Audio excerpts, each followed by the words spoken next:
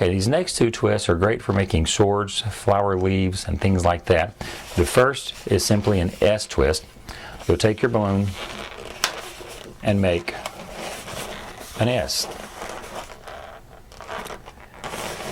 Now once you've got your S, you'll roll it over, and then you'll come over to where you've got your loop here and find about the midway point on that loop.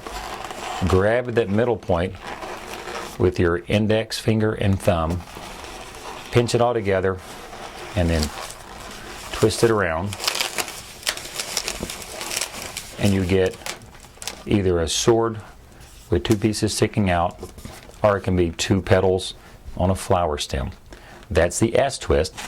Now the W twist, same thing, only instead of making it S, you're going to add one more fold up through there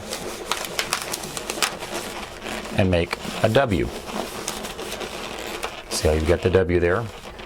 And then you'll take and you'll fold it like that so that you've got all four of them laying together in a quad.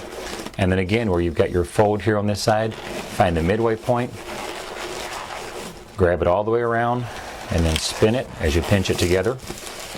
And now you take and position your three petals where they're all flat beside like each other.